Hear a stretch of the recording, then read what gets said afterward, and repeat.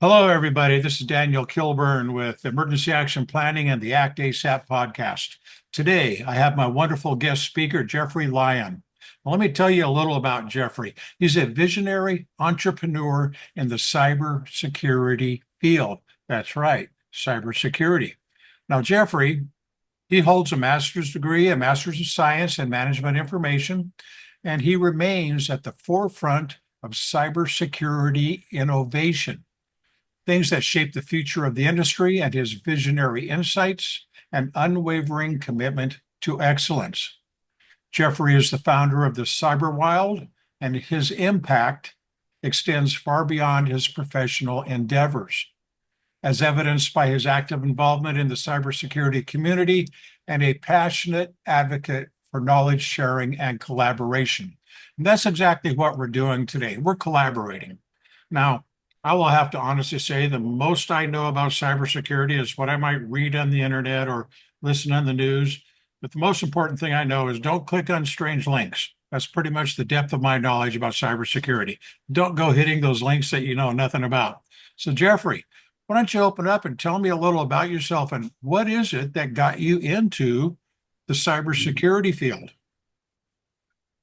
Well, what got me in the cybersecurity field was a long time ago when we were just finished working on the Y2K experiment.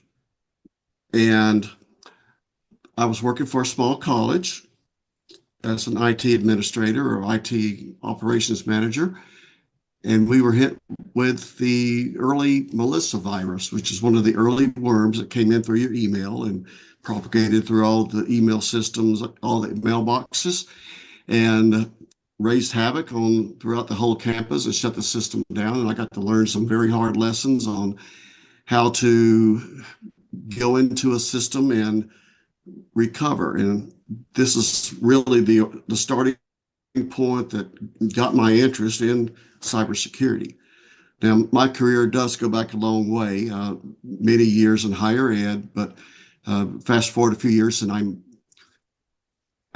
am a cybersecurity uh, I can't think of the word for it now, but I'm a cybersecurity You're a cybersecurity expert, as far as I know. yeah, something like that. One of those guys, you know.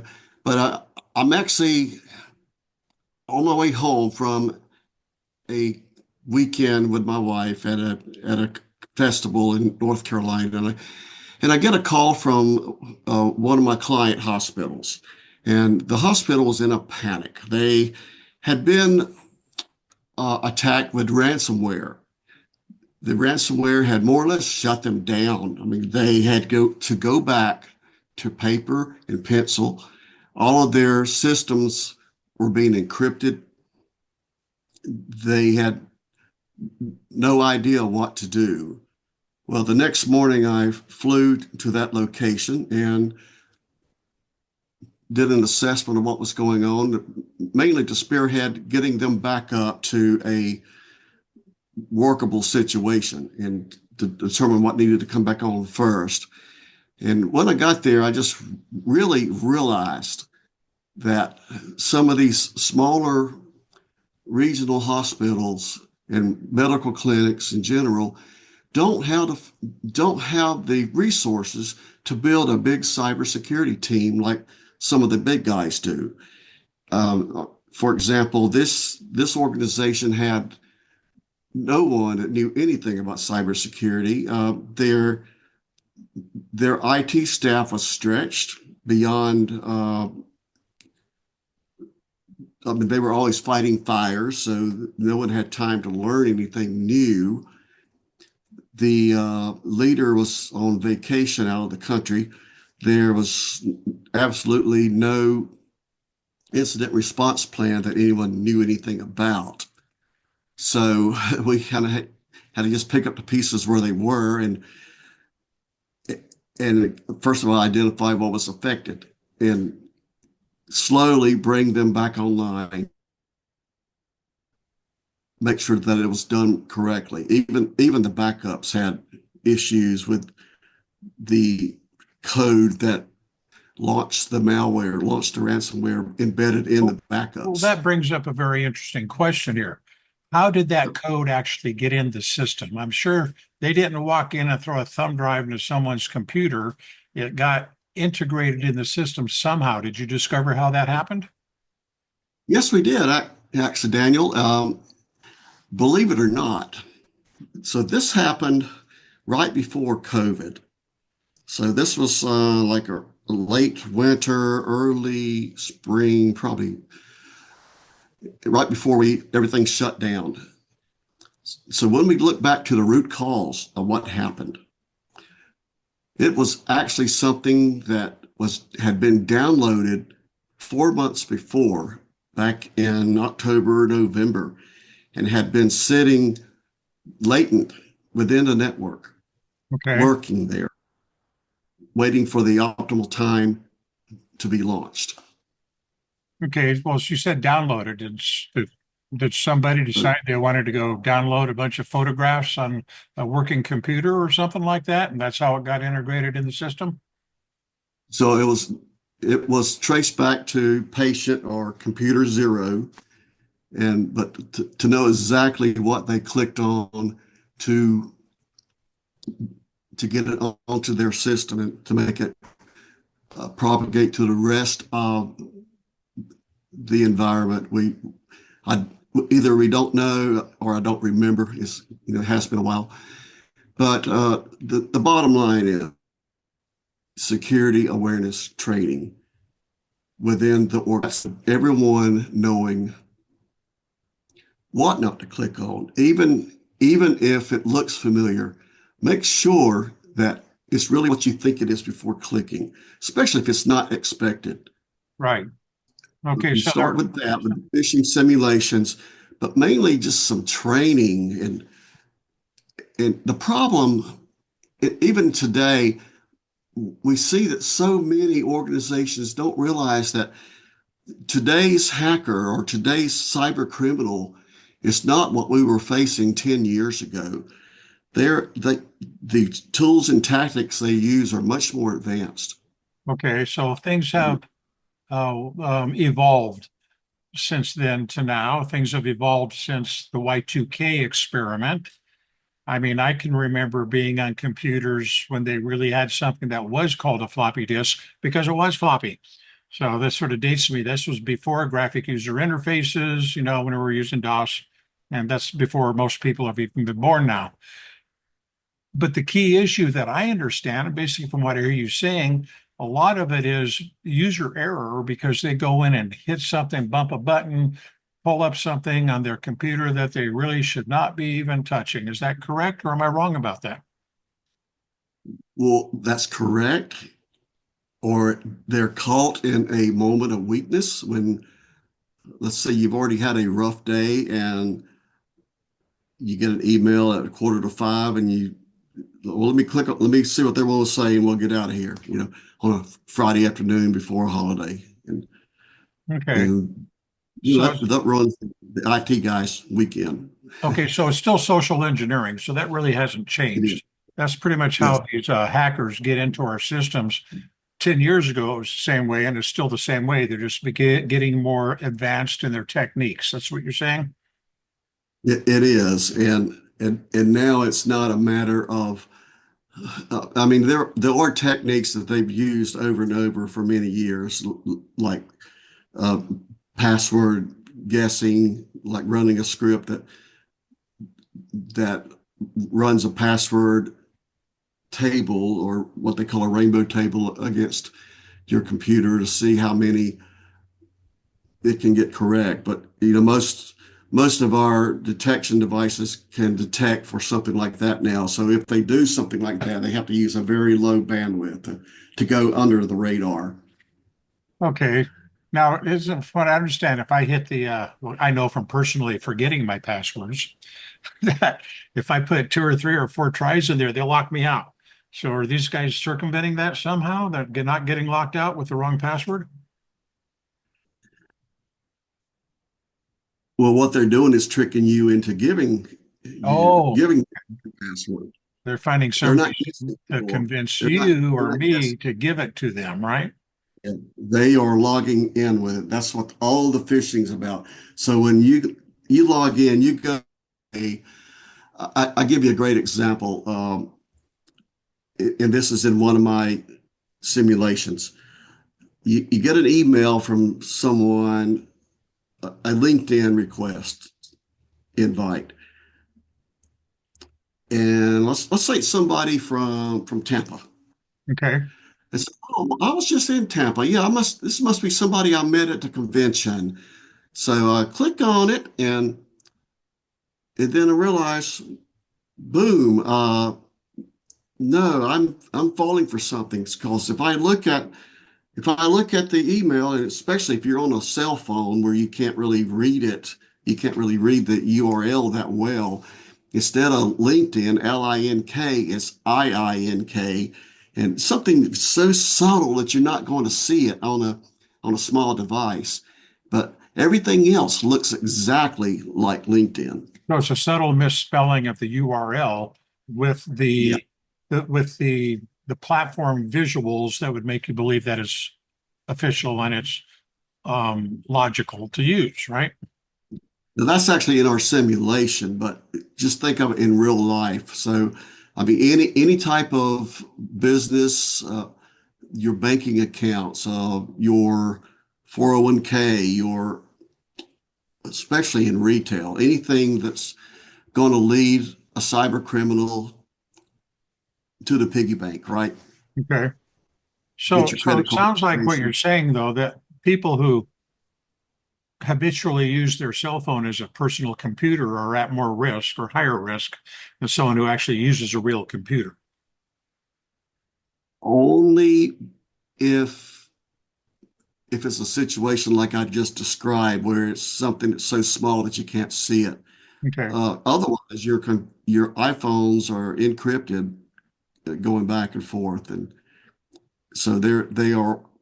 And I'm sure there's some cybersecurity experts that are much smarter than me that could call me out on this, but I would say they're just as secure, maybe more than some of your uh, on-site devices or on-prem devices, especially if they haven't been patched. Okay. So that you just named a specific incident, which is something you mentioned it was part of a simulation you run. You run this type of Yes, simulation with your clients to see who's going to yes, take the bite, who's going to take the bait. Is that how it works? yes.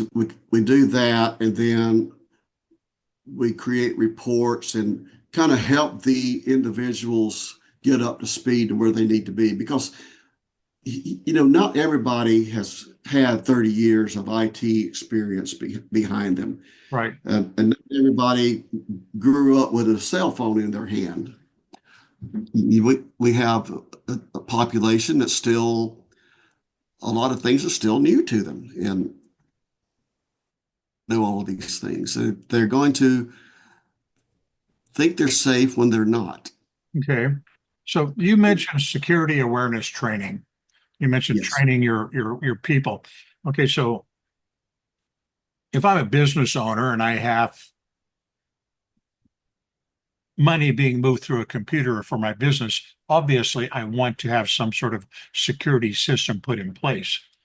Um, but what if I'm just an individual? What if just I'm just a person and I have just a day job, but I'm still at risk? And I only mention this because I know multiple people. I can count three out of five fingers, three people I know who always have phone problems. And I'm saying, oh, it's because you probably hit a link you shouldn't have hit. They're telling me about how they're being cyber stalked. They're telling me how someone's listening to their messages, telling me how somebody's emailing for them, similar things to that. So, what can we do with these people who have a propensity of always pushing the wrong button, it seems like, to bring them in line with reality here so they protect themselves? Well, that's a good question. I'm glad you asked that, Daniel. I mean, they too can sign up for security awareness training. Okay.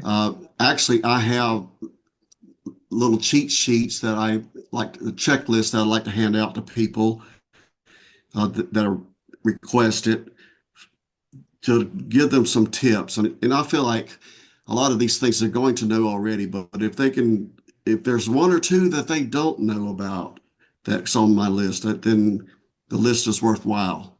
Oh, that's great. So But you have but this yeah, checklist. This is a free checklist. You just give it to people for their own benefit. you just go to my website and download it. Okay, and what's your website? So let's tell them now, and then we'll remind them later at the end. Tell me now, what is this Sure. website? Yeah, my website is www.cyber, C-Y-B-E-R, wild.com. All right, so the The cyber, cyberwild.com. And on yeah. that website, is there going to be somewhere up in a toolbar or something that says free checklist? Right now, if you go to it, I'll need to update it, but right now it's a free consultation, actually. So if it's somebody that's just wanting the checklist, they can just let me know in that message, and we can make it work from there. Okay, Otherwise, I will have another page up soon that can okay, go so they just to can there. reach out to you and contact you and ask you for it. And so somewhere on that page there, there's a contact link or something like that. Yes, there is. At the very top of it, there is a button that you click on, and it'll take you to the bottom of the page where the contact info form is. Okay, sounds good. All right, cool. That's nice. So I know some people won't bother with that, but I'm quite sure that those people that won't bother with it are still sort of curious. So name some of the top things on that checklist. If I only had two or three things on that checklist that I had to know, what were they? Well, number one, your password, right? You use a complex password. Matter of fact, if you went to my YouTube channel or my LinkedIn channel, you would see some of my videos that I have published. Some are factual, just matter of fact, and some are actually songs that I put out there with Okay. using AI to generate the songs, and they're meant to be humorous. Okay, and I'll get to that in a minute, but mainly using passwords, changing your passwords. Don't pick passwords that can be guessed easily. And if you don't understand what can be guessed easily, that's a topic for another day that I would love to go into and discuss work factors as to the complexity of different passwords. Okay. Um, the number of characters in it, upper and lower case, uh, and as well as numeric as well as symbols. Avoid using your pet's name. Avoid using your name in it. Avoid using a date in it. Avoid using common stuff that people can find in the public atmosphere, right? Yeah, don't put your birthday in it. Okay, so if somebody posts a Facebook post to me, oh, I so want to be your friend here. Do you like cats? What's your cat's name? Don't tell Well, you can tell them what your cat's name is, but I hope you didn't use it for your password. them. Yeah. Okay. It, Well, that's and good. that's actually you So, close. That's actually the name of my song. It's what's your dog's name? uh-huh. Okay. Well, It's got to be yeah, the password, right? I've seen weird questions like that on people trying to friend me. So just for everybody listening right now in the show notes somewhere below the video, we will have Jeffrey's little website link and his YouTube link so you can go in there and gather that information. I'm just letting you know that now. Look down below on the notes and that's where we'll have that information. So, okay, so you say password protection is right at the top. What else is important? Multi-factor authentication. Okay, like 2FA? 2FA. Two is multi. Two-factor authentication. So that and what that means is something you have like a key, something you are like a retina scan or a finger, and something like your password or your social or whatever. But the main thing is you got to have a combination of at least two of those. And like something you have could be your phone. You take your iPhone and and you go to your bank and it says, okay, now go to your phone and key in this 6-digit number. So you do that in an authenticator program. Well, that's something you have, Okay, well, right? I know Microsoft So and Google that's both part of have the what do you call an authenticator. So you can use those for most anybody that yes, needs yeah, 2FA or two-factor authentication. You can use one or both of those platforms to do that. yeah, yes, you can use either one of them. Now there are some that are more sophisticated when you get into a corporate environment. They want to use something a little more sophisticated like Ping or Okta. But for the general user, uh, uh, consumer user, then what we have with those two authenticators are okay for now until the world gets a lot meaner and the encryption can be broken.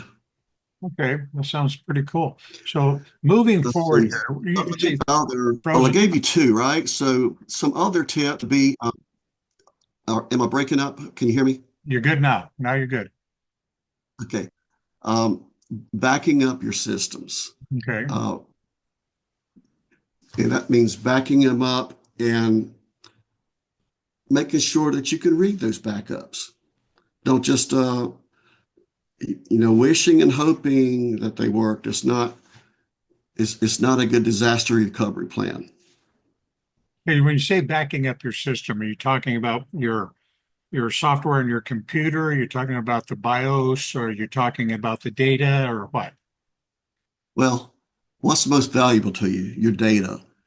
I mean, your computer itself can be rebuilt. That BIOS can be restored, Right. where it can be reinstalled. It would be nice if you kept your encryption keys somewhere because they may not be recoverable if you lose them. But your data needs to be somewhere safe and not backed up to another location on your computer or even in your facility. In most cases now, we have that mostly covered because most of us are using something like Google Docs or Google Drive and a OneDrive. Right. So that gives us that option And those are secure anyway up in the to cloud, have right? it in different places. Right. But you still have to back them up. Uh, Okay. just So because they're over on Microsoft doesn't mean Microsoft backs them up. And if they do, it may not be as frequently if that's necessary. yeah, I have both of So those. we do actually have tools that can. I'm sorry, what? Oh, I was going to say I actually have both the Google Drive and OneDrive, and so this might be something you know about because it happens frequently. I'm not sure why. I'll go to another computer and I'll want to transfer documents or folders from my OneDrive to my computer, and the folder gets there, but it's empty. What are they doing? Why are they emptying it out? I mean, that does me no good if I want it. Do you know the history or the reason for that? It's a setting. It's a setting in that particular computer or in your OneDrive instance. And I get so annoyed at it at times because I'll download something and then I can't find it, especially on the computer I'm talking to you on right now. I was trying to say, okay, well, don't you start turning stuff off and it really gets confused and you can't find your files if it's you don't know if they're sitting on your hard drive or actually in the Right. cloud somewhere. I know paranoid people like my mother. She will not have a phone app on her phone. I mean, a banking app, and she won't keep her passwords in a password protected file, like, Norton and McAfee and all them have password protected files where you can actually keep your passwords. I think a password saver of some sort. And so if we're going to keep them, it's just good to write the darn thing down in a notebook and keep the notebooks secured. All right, Jeff, you disappeared on me. Good, you couldn't hear me saying all these bad words about my network. Okay. So This now I was expensive talking, mesh network though. about just keeping a notebook where you have your passwords. And I say write them in pencil. That way, when you change them, you can erase them. But for the paranoid people out there who don't want to put anything in the cloud, is that just the best way? Get yourself a dedicated notebook for your passwords, keep it in a secure place. Mm, I know people that do that, but I recommend using a password manager. Password manager, And especially. the one that my company provides for people is called LastPass manager that can keep all your passwords in one place and allows you to log in from anywhere as long as you have connection to that LastPass account. Last, like LAST, last pass. LAST Okay, let me pass, write that down. Lastpass.com. like the last password you'll ever need. LastPass. Okay, that's good. We'll make sure everybody out get those will be down in the notes. You can go look for that link. And you can reach out to me for that as well, because that is something that the Cyber Wild offers. Okay, well, Jeffrey, there's a lot more we could cover. We could probably sit here for hours talking about this stuff, but I know that just would put Much people to better than sleep. We don't want to, oh, we don't want to put people to yeah, sleep. So, is there anything we haven't talked passwords about are that really you think exciting stuff, aren't they? Oh, there are all kinds of things we haven't talked about, but I don't want to get too deep in the weeds with this stuff. But the main thing, your password, you're protecting your logins and backing up your stuff okay, and checking those backups. That's the main thing, and not sharing your passwords. And please be careful what you post about your family online. I mean, I still see people doing that, and it's amazing that worse things haven't happened in in our culture with okay, stuff that but the privacies that people just willingly give up on all and right. share to the world. Well, Jeff, we're about wrapped up with time here. And so just going to recap the top, the two most important things to keep in mind is your password management and backing up your documentation, because you can get everything else replaced except those two things. And we've got a couple places people can go to look at to get in contact with you. One of them is the, The what's the name of it? cyberwild.com. The Cyberwild, the cyberwild.com, and LastPass for your password security application. And this is all going to be down in the notes below us. So thank you, Jeffrey. Yes. If And anything let comes me up, also say, if for those interested in better password management, I have a small ebook as well as an inexpensive course that I will be offering, an online course that I will be offering on password management that you can subscribe to sometime soon. So if you're interested in want to get on the waiting list for that, just shoot me an email or a DM and let me know, and I'll add you to the list. okay, so that sounds good. So this is Daniel with Emergency Action Planning and the Act ASAP podcast, and Jeffrey Lyon with the Cyber Wild. Till next time, each and every one of you, please stay informed and stay safe.